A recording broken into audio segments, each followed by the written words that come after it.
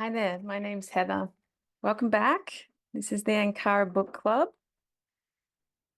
I go through quite a process picking which books I want to talk about, and some of them just seem appropriate for a certain timestamp, I think.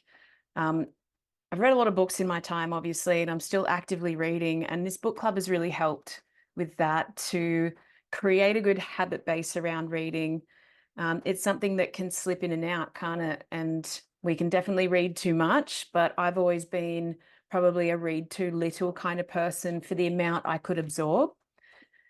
And I have recently mixed it up with audiobooks and things as well, but there are still some books on my shelf that I think really deserve as much beautiful reflection as possible. And the next book was one of these. It was definitely something that found me at a pivotal time in my life. It would have been over 10 years ago when this book found me, and I'm pretty sure I found this book at a community that I went to visit in Portugal. Back when I was in Portugal, this time anyway, I was just starting to grasp the concepts of what people were talking about.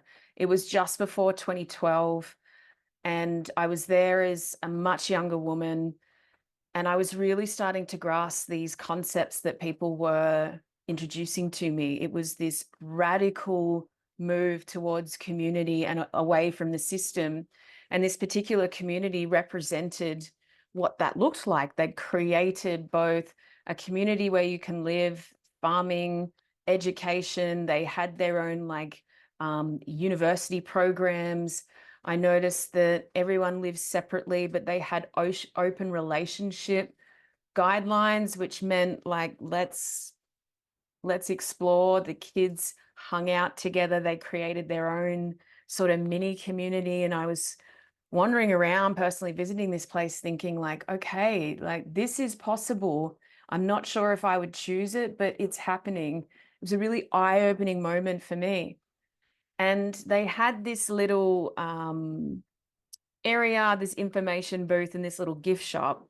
And I wasn't really interested in many of the gifts or anything like that, but they had a little bookshop. And of course, that's my jam. And that's where I found a really important book that changed my life. And that book is Women Who Run with the Wolves by Clarissa Pinkola Estés. I've recently got a new version and she's changed the cover, but I started to read this book traveling around Europe with my best friend, and it ignited a different, completely new narrative in my mind that was not there before. And I believe that narrative really spoke to me of the depths of the divine feminine experience. I think up until then, I knew a lot about the capacity of a woman to create, to give life, to be an intuitive being and a very nourishing being. But this really brought in an age-old narrative around how far back our conditioning goes and how deeply ingrained this feminine experience has been worked into our stories and our fantasies and our the things that we read, the things that we would read to our children, the things that we sing, nursery rhymes, and all of these old stories. I really had no idea about the depths of characters and archetypes and that really incredible experience opened my mind. Her language is deep and intense and poetic, I found. This was so much more than just a story. This was a deep underpinning of what it means to be a woman and to be a wild woman and to be a unleashed woman and to be a woman that is aware and in charge of her own life, really, in all depths of that. This changed my life. And I was a young woman when I read it. I was really just still absorbing the world, still trying to figure out how things were. And I was traveling the world to get a better perspective on my life, because obviously the bubble that we all grow up in is not a true depiction of the entire world. And I was noticing how different cultures lived. I was noticing how different women responded to the traditional roles of housewife, mother, all of those things. I was really trying to peer in with as much respect as I could to the way that people are choosing to live. And Portugal is a very interesting place for that. There's festivals and culture and a lot of expats there that are really exiting the system for a better life. And Portugal seemed to be one of those places where they could build that extra life, whether the restrictions are low or there's incentives there. But not only did I end up at Boom Festival, which 100% opened my eyes, particularly the first time I went. I was going through a health crisis at the time because I really didn't understand what it meant to respect and honor my body's limits and to be in tune with my body. I was running old programs around masculinity and pushing through and ego-driven stuff. And I was seeing the ramifications of that.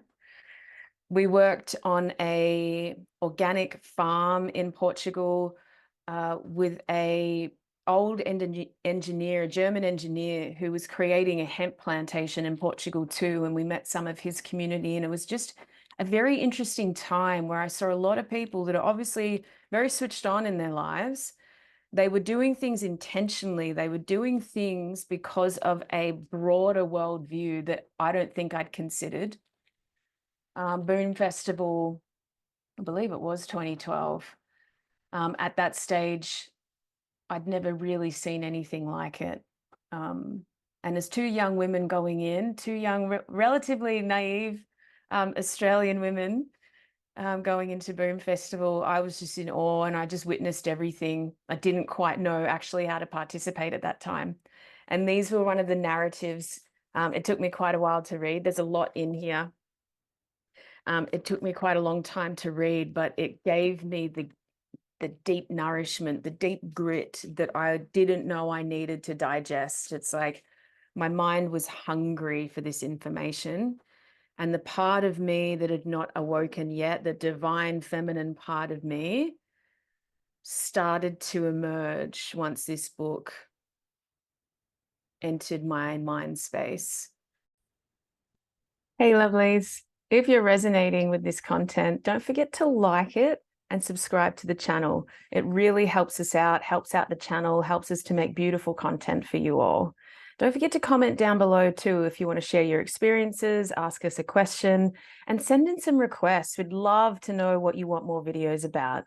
Once again, thank you for watching, and we love you all so much. And I remember at the time, it took effort to grasp what she was saying. It really did. It was like I needed concentration and focus, and I knew at that point that I actually hadn't been using my full brain's capacity either, because I thought, if someone can think this deeply, what have I been spending my brain power on? I guess it was a bit of a kick in the face to realize that I'd been using a shallow mindset to digest my life. And certainly travel opens up your mindset. It gives you so much to think about, so much to adapt to, so much to take in. But I believe that this was one of the books where I really decided that I was into this level of thinking. I was invested in this level of analysis, and I wanted more. It definitely was a mental challenge to get through the book, particularly at that time, but I revisited little parts of it over the years, and I would highly recommend it to any woman, particularly any emerging woman. So I would love this to be in schools, for example. I would love 16 and 17-year-old women to digest this. It'd be a great book to give your daughter when she starts menstruating, and she won't be able to get it through her brain in the beginning. And that's important. I think it's important to know that this depth is out there and we can explore that. It is slightly controversial information at times because it pulls apart how deeply ingrained and weaved in a story of submission and oppression has been for women. It helps you to understand where all that conditioning may have came from, because sometimes as we emerge and as we awaken, we're wondering where these narratives come from. Like, where does the conditioning actually come from? And we understand that the school system is the way that it is, and it does program us in a certain way. And of course, as women, we watch our mothers, we absorb from them their own ways of doing things, their own ways of being women. We absorb from them their history, their trauma, their story, their conditioning. And we get an idea about those ancestral waves that come down through the lineage to us. But this is also a deep introspection into the idea that every story you've ever heard, every movie you've ever watched, every article you've ever read, show you've ever watched, it's like, it's deep stuff, and it can be wired in before we really know what we're getting our children to sing all the time, what stories we're giving them. Even these old folklore stories are telling us personas and ideologies around women and what they should be. So we can start to choose. I guess all these awakening moments are, well, do I choose to digest that information now that I know what it is portraying to me? Would I pass that story down to someone else that had a malleable brain that didn't quite know who they were yet? I guess this can pull through those really important stories around how we're going to raise our women and our girls and what influence we're going to have on them. Are we going to give them the coulds and the shoulds and the woulds, or are we going to let them be women, wild women, women that are choosing to be the way that they are, not from society's conditioning? It's perfectly fine to choose to be a housewife, a mother, and someone in a support role, an honorable role, but we must choose from a place of sovereignty and from a place of strength and a place of dignity, I guess, rather than it being thrown upon us and expected of us to do it in a certain way. This really opened up all of those narratives to me a very long time ago. So I think it's worth a read. I think it's worth sharing. I think it's worth giving out. I think it's worth sneaking into schools. I think any young woman, if she received a copy by someone in her life that she truly respected, then that would be a really beautiful way to do it. So I hope it lands on your shelves. If it's not for you because the languages and the concepts are very intense, totally fine. But if you really like to absorb something with that substance, I would highly recommend it. Even if you break it down into sections and read a bit at a time, it can get quite overwhelming at times. So dive in, see how you go. If you have already read this book and you do resonate with what it's portraying, or you do resonate with those narratives that I mentioned, comment down below. Let us know what you thought. And let it be known that Ankara Book Club is open for you to share vulnerably what you need to share.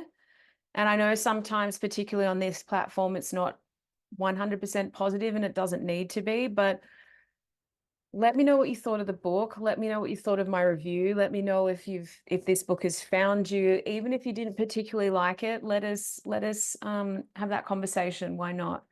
And as always, if you love what we do, click the like button, subscribe to the channel. We're a relatively new channel, so we're expanding. Let us know if you want any kind of particular content, and we'll do our best to address that. So thanks very much, guys. Thanks for tuning in. Hope you can find this book. Heaps of love. Bye.